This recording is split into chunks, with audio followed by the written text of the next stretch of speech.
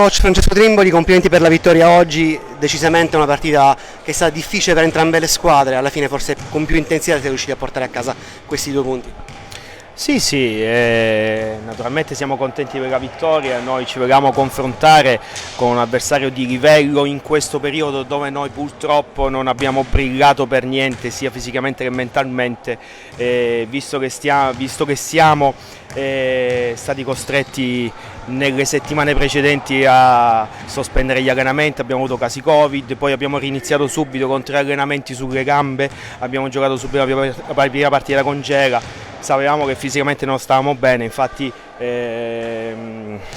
abbiamo perso nettamente.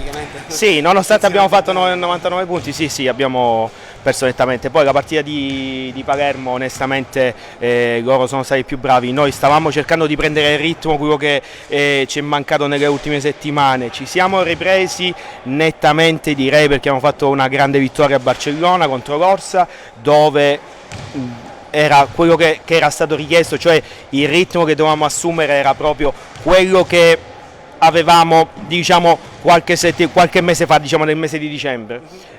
Oggi era importante perché dovevamo confermare di tutto quello che abbiamo fatto di buono a Barcellona, contro una grande squadra, perché Gravina secondo me è una grande squadra che è nata benissimo. Quindi oggi la vittoria vale doppia, sia per il morale ma soprattutto per il proseguo del campionato.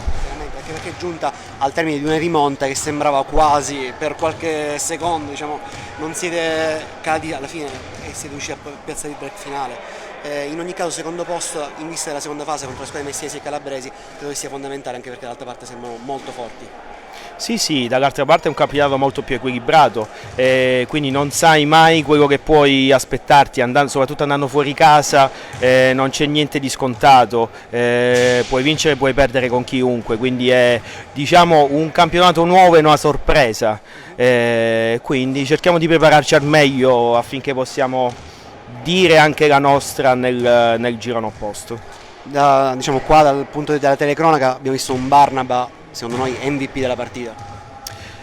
Sì, non mi piace parlare dei singoli giocatori, io direi la squadra ha risposto bene, perché se poi dobbiamo considerare il lavoro che ha fatto per esempio Hernan Sindoni, io darei l'MVP a lui, dico, nonostante in attacco sia stato meno brillante rispetto ad altre sere, però tutti sono stati fondamentali. È stato fondamentale Alberiore nonostante sia uscito per 5 falli, Sabeghis, mi è piaciuto l'atteggiamento di Bianchi quando è entrato in quei minuti dove ha dato tanto respiro a Barnaba, mi è piaciuto anche Matas Rasbadauskas che è entrato giustamente giocando pochi minuti, e il capitano Barbera che dà sempre il suo apporto, quindi questa è una vittoria di squadra. La cosa più importante è questa, che in questa squadra non c'è uno che ha detto la domenica a fare 20 tiri. Io ho cercato di impostare le mie idee da inizio anno e sto cercando di coinvolgere tutti, perché questa è la mia idea, bisogna coinvolgere tutti. La cosa importante è intanto recuperare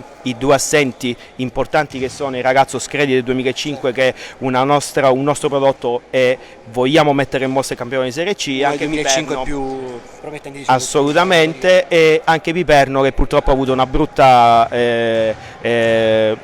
botta alla caviglia, scusami, e quindi speriamo di recuperarlo prima possibile. Perfetto, grazie mille coach e in bocca al lupo per il proseguo del campionato. Buona Grazie. serata, arrivederci. Noi vi ringraziamo per averci seguito, buona serata da Roberto Quartarone. Sì, buona serata da Alessandro Randazzo e da Gaetano Gorgone. Ci vediamo alla prossima.